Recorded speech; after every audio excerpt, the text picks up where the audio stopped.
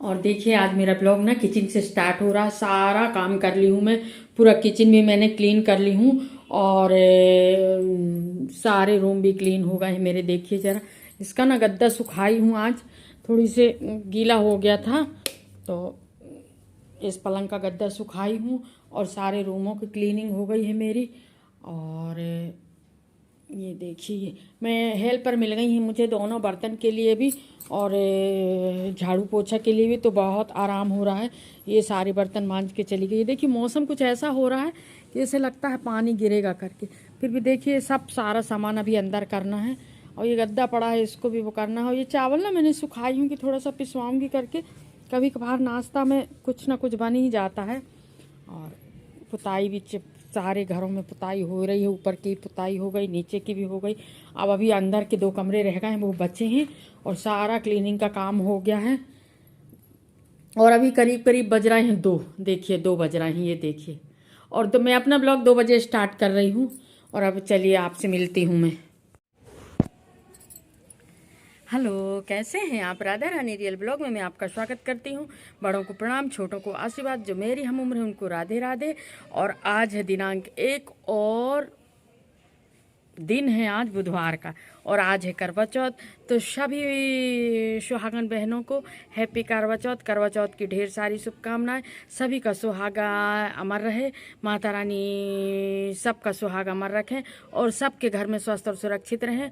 और आज तो सब लोग उपवास होंगी, सबकी तैयारी लगी होगी, सब तैयार होने में जुटे होंगी।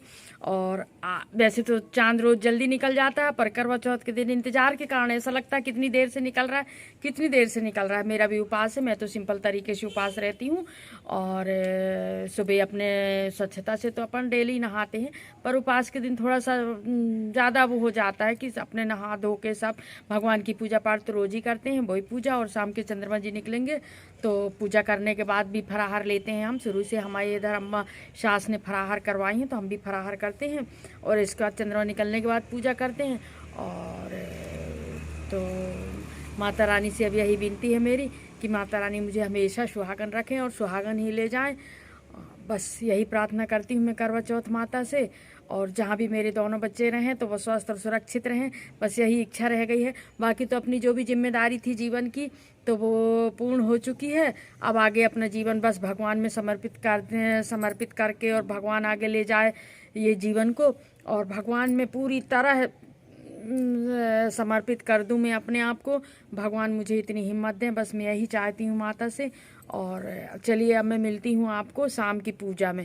और देखिए इसके बीच में अब कहीं जाती हूँ, कहीं तो जाऊँगी नहीं, खैर पूजा के लिए जाऊँगी। और मिलती हूँ मैं आपको शाम की पूजा में।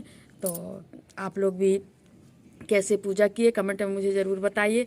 कैसे करवा चौथ आपका कैसा रहा तो मुझे कमेंट में ज़रूर बताइएगा आप। और अगर मेरा ब्लॉग इतना सभी अच्छा लगता हो तो सब्सक्राइब कीजिएगा, लाइक कीजिएगा और शेयर कीजिएगा। और चलिए अब चलते। और ये ना हम नर्मदा जी के लिए निकल रहे थे। कभी भी कोई उपास रहता तो ऐसा लगता है कि नर्मदा जी में जाके बत्ती लगाया। और जाती हूँ मैं, और कार्तिक का महीना लग गया है, कार्तिक के महीने में तो डेली नर्मदा जी जाना चाहिए, पर नहीं हो पाता, पर कभी खास दिनों में तो जाना ही चाहिए। और ये निकल गए थे हम नर्मदा जी के लिए। ये देखिए पहुँच गए हैं हम नर्मदा जी, ये गेट दिख रहा है। और हम गए थे रपटा में कि बत्ती लगाए आए करके थोड़ी देर बैठ के आएंगे। तिवारी जी का भी थोड़ा सा स्वास्थ्य ठीक नहीं था तो मैं सोची चलो नर्मदा जी में जाके थोड़ी देर बैठते हैं बत्ती लगाने के बहाने। और ये आ गए थे हम नर्मदा जी। देखिए यहाँ करीब करीब 5:30 पौने 6 का टाइम था। सूर्य देवता अस्त हो चले थे और बड़ा अच्छा लग रहा था यहाँ। देखिए सूर्य देवता इस तरह से वो हैं। और नर्मदा जी में और भी लोग थे, ज़्यादा लोग तो नहीं थे, पर हाँ कुछ लोग बत्ती छोड़ने के लिए आए थे क्योंकि आज करवा चौथ है ना, तो महिलाएं वैसे ही उपास रहती हैं तो ज़्यादा बाहर नहीं निकलती।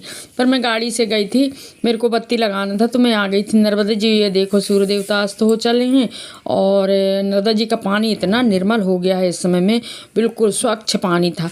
फिर मैं थोड़ी देर यहाँ बैठी रही, पूजा करने के पहले थोड़ी देर बैठ ली थी मैं थोड़ी देर बैठने का मन हो रहा था तो यहाँ बैठी थी।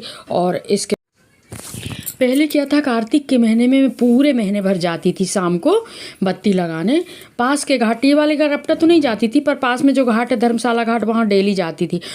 कार्तिक के महीना में और सावन के महीने में, पर अब नहीं जाती हूँ। अब कोई ख़ास दिनों में ही जा पाती हूँ, क्योंकि ना ज़्यादा चलने में ना अब दिक्कत होने लगी है, थकान हो जाती है, इस कारण अब नहीं जाती। पूजा कर रहे हैं तिवारी जी, मैंने भी पूजा की और बहुत अच्छा लग रहा था नर्मदा जी में।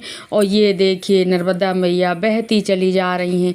कई युग आए, कई युग गए, चले गए, पर नर्मदा माता बहती जा रही हैं, बहती जा रही हैं। बस हम लोग भी हैं, हम लोग भी चले जाएंगे, पर नर्मदा मैया बहती रहेंगी, बहती रहेंगी। बड़ा अच्छा लग रहा था यहाँ पर सूर्यास्त के समय में, और नर्मदा माँ बह रही थी।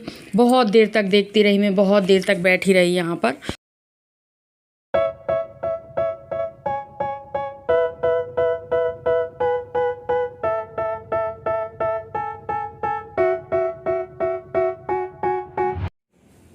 और ये टाइम था 8:30 बजे का, तो पूजा की तैयारी कर रही थी मैं। और पूजा की तैयारी में ना 1-1.5 घंटा पहले से आसन लगा लेती हूँ, क्योंकि जो भी सामान मेरे को ध्यान आता जाता है ना, फिर रखती जाती हूँ। एक साथ मेरे को ध्यान नहीं आता कोई सामान, इस कारण मैं पूजा का आसन लगा ली थी, और जो भी सामान ध्यान आते जा रहा था तो वो मैं रखते जा रही थी। और यहाँ हम सब लोग बैठे थे चाँद दिखने के इंतज़ार में, और चाँद दिख नहीं रहा था। पूरी तैयारी हो गई थी हमारी, और हम बस इसी इंतज़ार में थे कि चाँद कब निकले और हम पूजा करें। हम ना हमेशा से चाँद निकलने के बाद ही पूजा करते हैं, चाँद देखने के बाद पूजा करते हैं, फिर पूजा करने के बाद सीधे अर्घ देते हैं। तो यहाँ सब लोग बैठे थे हम कि चाँद जैसे ही दिखेगा बाहर छत में, और वैसे ही हम पूजा करना शुरू कर देंगे। आखिरकार 9:10 में चाँद दिखा हमें। चाँद शायद ऊपर वाले छत में भी हम चढ़ के देखे थे, पर यहाँ सामने हमारे घर के सामने बड़ी बिल्डिंग है ना, इस कारण हमें 9:10 या 9:15 में चाँद दिखा था। और हमारी पूजा स्टार्ट हो गई थी, हम पूजा करने लगे थे। यहाँ हम 3 लोग थे पूजा करने के लिए, और पूजा शुरू हो गई थी हमारी। बहुत देर तक हमें सारा सामान तो इकट्ठा कर ही ली थी मैं, जैसे जैसे ध्यान आता जाता तो रखती जाती हूँ, कि पूजा करते समय फिर कोई चीज़ की ऐसी ज़रूरत ना पड़े कि वो करो करके। करवा चौथ की फ़ोटो थी मेरे पास, और गणेश जी की मूर्ति, और करवा रखते हैं।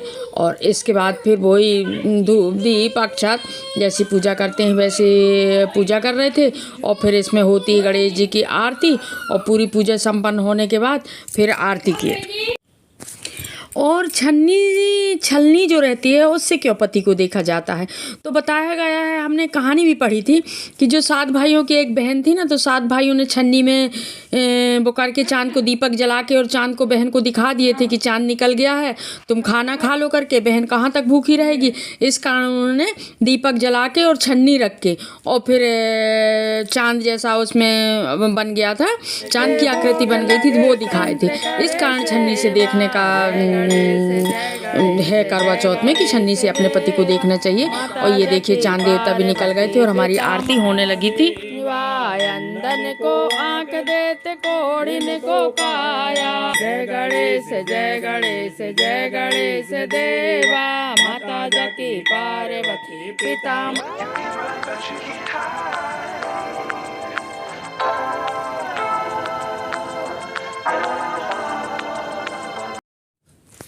इसके बाद हम सभी लोगों ने अर्घ्य दिए, चंद्रमा को देखे, चंद्रमा को अर्घ्य दिए, दीपक जलाए।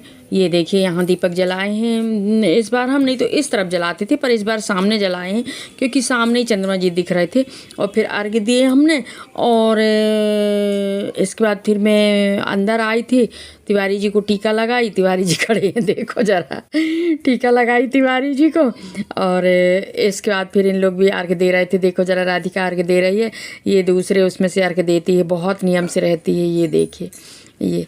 और थोड़ा इसने फिर आसपास वो करके पानी का गोल बना के और फिर अर्घ्य देती है, और फिर दीपक जलाती है चंद्रमा को। और ये देखिए अर्घ्य दे रही थी, छोटी भी यहीं बैठी थी मेरे पास, और फिर फ़ोटो वोटो भी शूट कर रहा हुई थोड़ी देर। और यहीं तक की थी मेरी वीडियो। और मेरे वीडियो को लाइक शेयर सब्सक्राइब ज़रूर कीजिएगा, बेल आइकन ज़रूर प्रेस कीजिए।